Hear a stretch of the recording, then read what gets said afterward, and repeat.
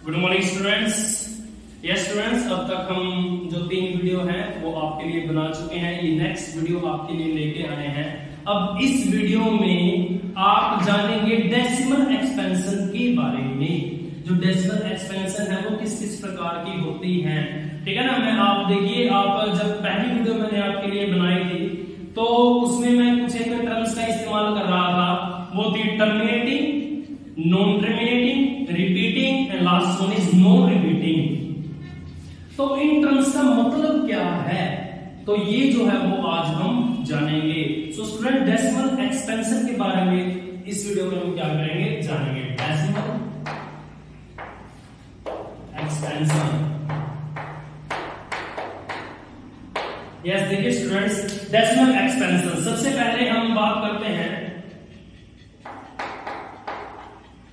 Terminating, non repeating.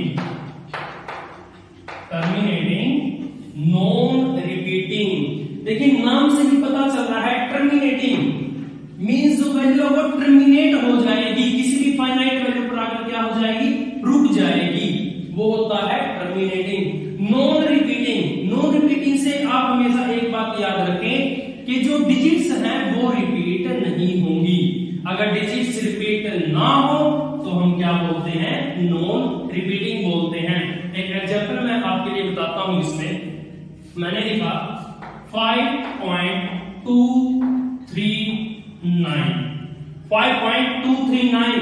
देखिए ये जो वैल्यू अपने पास दी गई है वो यहाँ पर 9 पर आकर एक फाइनाइट वैल्यू पर आकर क्या हो गई है, स्टॉप हो गई है।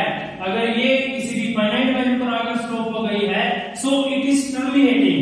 और यहाँ पर देखिए कोई डिजिट रिपीट ही नहीं हुई। जब टर्मिनेट हो जाए तो सिंपली से हम कह सकते हैं कि वो नॉन रिपीटिंग होगी। ये था सबसे पहले हमारा decimal expansion, terminating, non repeating. अब नेक्स्ट बात करते हैं हम non terminating, repeating.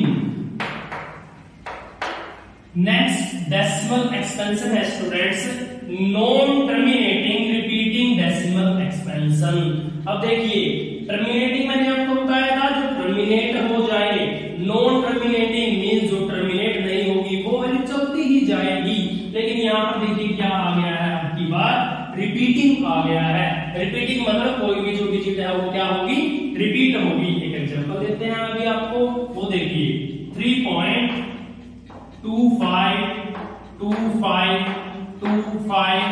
25 and so on, इस प्रकार से लगातार चलती जा रही है। सो स्टूडेंट्स देखिए यहाँ पर लिखा हुआ है नॉन टर्मिनेटिंग। नॉन टर्मिनेटिंग मतलब टर्मिनेट नहीं होगी कहीं पर, तो ये चलती जा रही है, कहीं पर टर्मिनेट हुई ही नहीं है। और उसके बाद अपने पास आया रिपीटिंग। रिपीटिंग मतलब कोई डिजिट रिपीट होगी, तो आप यहाँ पर देख सकते हैं 25 देन 25 25 25 25 जो है ये रिपीट हो रहा है। तो ये जो डेसिमल एक्सपेंशन होगी वो क्या होगी, non terminating, repeating decimal expansion होगी। अब हम इसको कैसे लिख सकते हैं, it can be written as 3 point, जो अपने पास डिजिट रिपीट हो रही है उसके ऊपर हम क्या लगा देते हैं, बार लगा देते हैं। इसका मतलब ये है कि 25 के ऊपर बार लगाया गया है, इट मींस जो 25 है वो क्या होता जा रहा है, रिपीट होता जा रहा है। तो स्टूडेंट्स ये थी हमारी number second decimal expansion, non terminating, repeating decimal expansion. अब नेक्स्ट हम बात करते हैं वो है non terminating, non repeating. Non terminating, non repeating means non terminating, terminate नहीं होगी, नॉन रिपीटिंग और ना ही क्या होगी, रिपीट होगी। तो देखिए एक एग्जांपल मैं आपको देता हूं, उस एग्जांपल से फिर मैं आपको समझाऊंगा। मैंने यहां पर लिखा 0.01 001 001 4 times 01 एंड सो ऑन।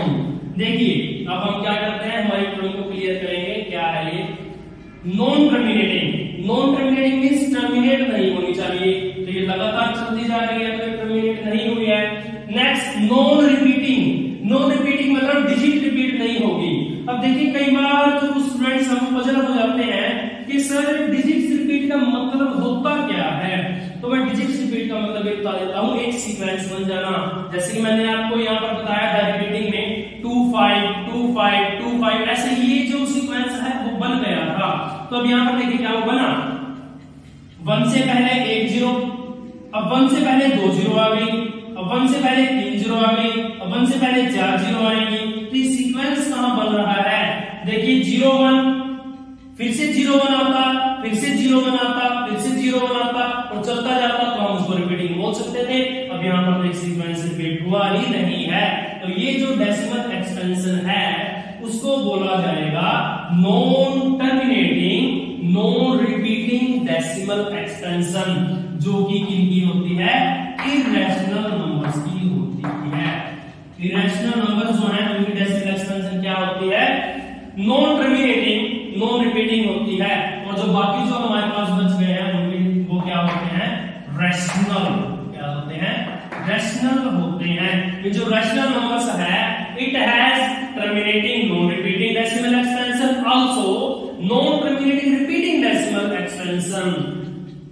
अब हम रैशनल नंबर्स जो हैं उनके बारे में थोड़ा सा डिस्कस करेंगे, क्योंकि इसमें कई बार बच्चे जो है वो पजल हो जाते हैं कि सर हम किस प्रकार से हम शो करके दिखाएं P by Q फॉर्म में। कई बार ऐसे वैल्यूज अपने पास आ जाते हैं, वो देखिए कैसे।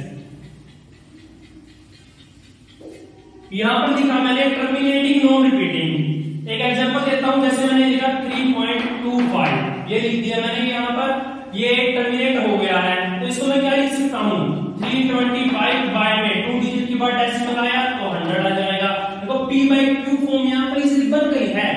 अब मैं इसका एक एग्जांपल देता हूँ, 0.66666 एंड सो ऑन, ये मैंने एक एग्जांपल दिया। अब आप देखिए डेसिमल कितने डिजिट्स के बाद लगा है ये हमें पता ही नहीं है, तो हम नीचे कितनी जीरो लगाए, जैसे यहाँ 2 डिजिट के बाद डेसिमल लगा था, हमने 2 जीरो लगा दी थी, 100 बन गया था।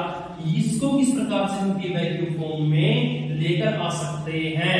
सो स्टूडेंट्स, इसके ऊपर आप जहां वो पजल हो जाते हैं, तो इस वीडियो में मेन जो है वो मैं आपको ये सिखाऊंगा कि किस प्रकार से हम non terminating repeating decimal expansion को एक्सप्रेस कर सकते हैं in form of P by Q। So students, आप सभी आपके साथ आपकी जो रफ नोटबुक है वो साथ में आप निकाल सकते हैं, पेन आपके हाथ में हो, जो मैं आपको अच्छे से सिखाता जा रहा हूं आप उसको अच्छे से सीखें और उसके बाद फिर उसको साथ ही साथ करके रखें। क्वेश्चन किस प्रकार से आएगा वो मैं आपको बता देता हूं। In exam express 0.6666 and so on in form of P by Q। P by Q form में हमें इसको क्या करना है, एक्सप्रेस करना है, where P and Q are integers। P और Q क्या है, इंटीजर्स हैं, and Q not equals to 0, Q 0 के इक्वल नहीं आएगा, तो रैशनल नंबर में हमें पता ही है P और Q इंटीजर्स होते हैं, Q 0 के इक्वल कभी भी नहीं आता है। तो स्टूडेंट्स, अब हम देखते हैं कि किस प्रकार से हम इस क्वेश्चन को कर सकते हैं। इसका सॉल्यूशन आपको अभी यहाँ पर बताते हैं। हर एक स्टेप जो है वो मेन स्टेप है, अगर आप किसी भी स्टेप को मिस कर देते हैं या फिर आप वीडियो स्किप करते हैं तो आपको ये बिल्कुल भी समझ में नहीं आएगा। सो स्टूडेंट्स, हर एक स्टेप को अच्छे से वॉच कीजिए। जिस भी नंबर को हमें P by Q फॉर्म में क्या करना है, एक्सप्रेस करना है, उसको किसी वेरिएबल के इक्वल मान लीजिए। सबसे पहले first step, let x equals to 0.66666 and so on। ये हमने क्या किया, x मान लिया इसको, ये हमारा नंबर मान लिया हमने इसको। अब स्टूडेंट्स, हमें क्या करना है, ये देखना है कि कितनी डिजिट्स रिपीट हो रही हैं। यहाँ पर देखिए 6666, केवल एक ही डिजिट है, 6 है, 6 ही रिपीट होती जा रही है। तो स्टूडेंट्स, एक बात का हमेशा ध्यान रखें, जितनी डिजिट रिपीट होंगी उतने ही जीरो से आप क्या करेंगे, मल्टीप्लाई इसको कर देंगे।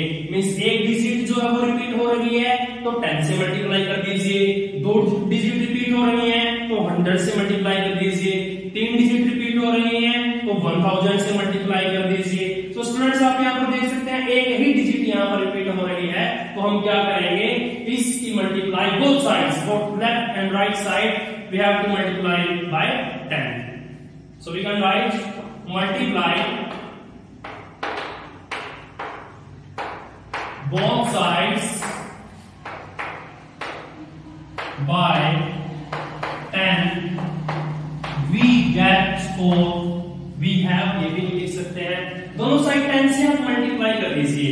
10 की मल्टीप्लाई हम x के साथ करेंगे, यहां आ जाएगा 10x इक्वल्स टू, जब हम 10 की मल्टीप्लाई इससे करेंगे, आपको पता है 0 1 आएगा तो डेसिमल एक डिजिट आगे चला जाएगा, मीन डेसिमल अब की बात यहां आ जाएगा 6 पॉइंट, और उसके बाद ये चलता जाएगा 6 6 6 6 6 एंड सो ऑन। इसको हमने मान लिया नंबर सेकंड। तो स्टूडेंट्स देखिए अब तक हमने क्या किया है, जिस भी नंबर को पी बाई क्यू फॉर्म में हमें एक्सप्रेस करना है हम उसको इसकी वेरिएबल के पर मान लेते हैं। उसके बाद देखना है जितने डिजिट रिपीट होती जा रही है उतनी ही जीरो से हम क्या कर देंगे, मल्टीप्लाई कर देंगे। यहाँ पर एक डिजिट रिपीट हो रही थी तो हमने 10 से मल्टीप्लाई किया, 10x equals to 6.66666 and so on. इस प्रकार से चलता जा रहा है। नाउ स्टूडेंट्स अब हमारा नेक्स्ट जो स्टेप है वो क्या होगा, नेक्स्ट स्टेप होगा हम सेकंड में से फर्स्ट को क्या करेंगे, सब्ट्रैक्ट करेंगे। We will subtract first from second, subtracting 1 from second we get, first को हमें सब्ट्रैक्ट करना है सेकंड में से, तो सबसे पहले सेकंड हम लिख लेते हैं, क्या है 10x equals to 6.66666 and so on. अब फर्स्ट को हम लिख लेते हैं x इक्वल्स टू, डेसिमल के नीचे आप डेसिमल लिखें, सबसे आसान तरीका ये रहेगा आपके लिए, डेसिमल के नीचे डेसिमल, डेसिमल से लेफ्ट हैंड साइड यहाँ पर 0 है और राइट हैंड साइड 6 आता जा रहा है। इस प्रकार से हम क्या करेंगे, ये लिखेंगे।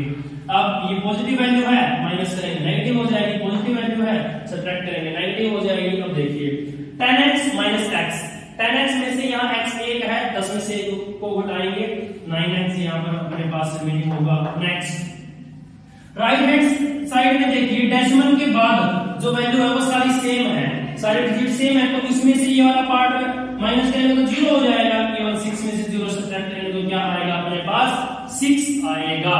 तो अब देखिए स्टूडेंट्स 9x जो है वो 6 के इक्वल आ गया है, यहाँ से x किसके इक्वल आएगा 6/9, 9 यहाँ पर मल्टीप्लाई में है, राइट हैंड साइड जाएगा तो क्या हो जाएगा, डिवाइड में हो जाएगा। अब देख सकते हैं it is p by q form where p is 6 means numerator is 6 and q is 9 means denominator is 9।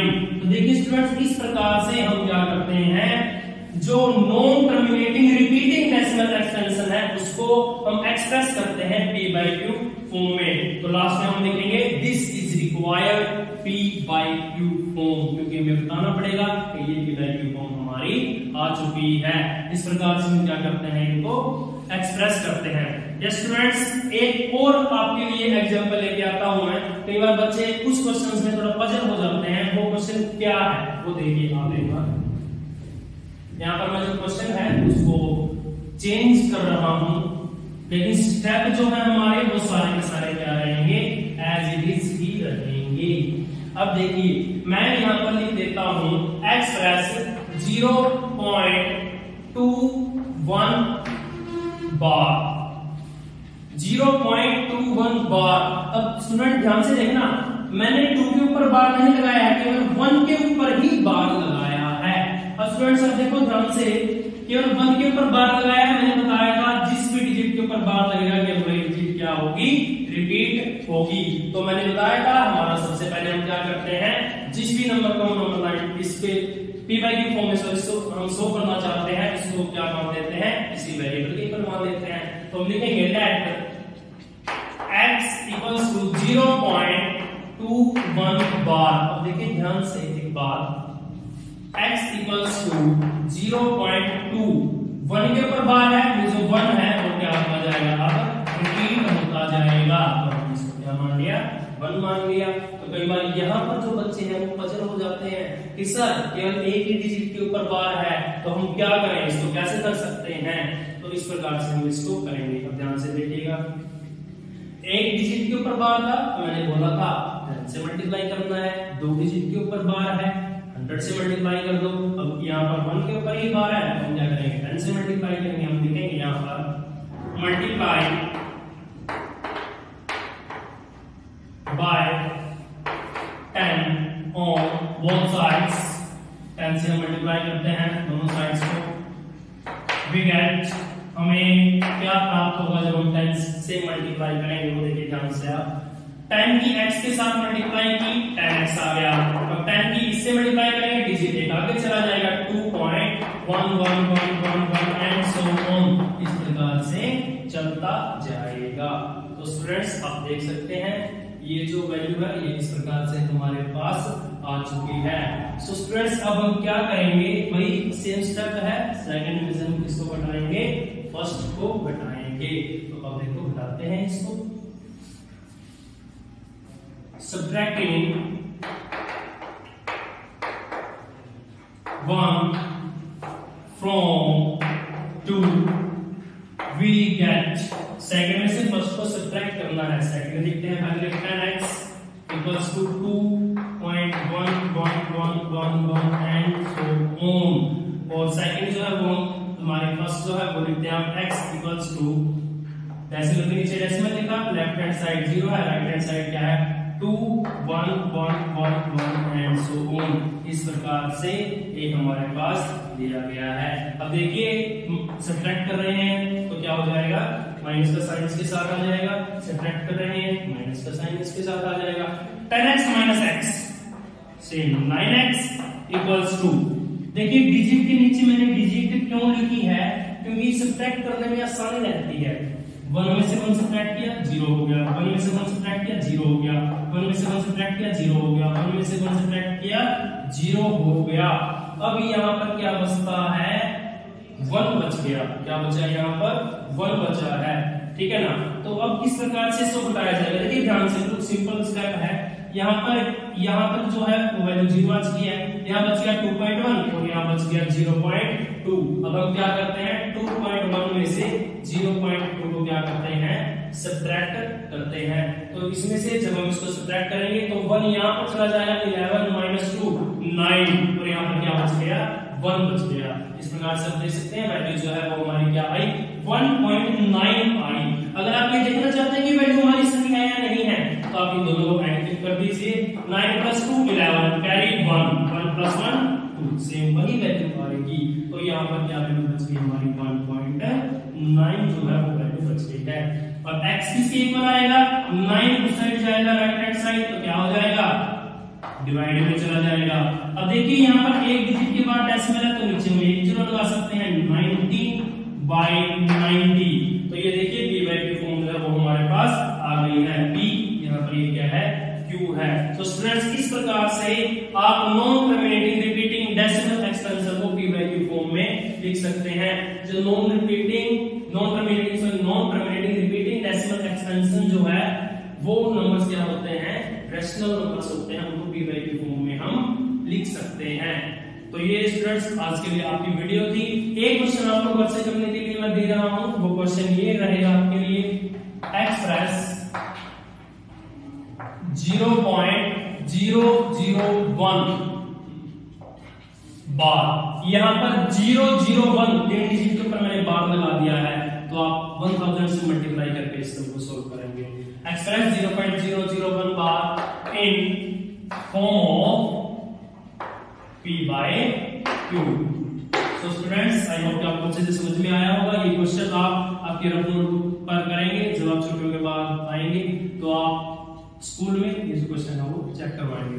Thank you students.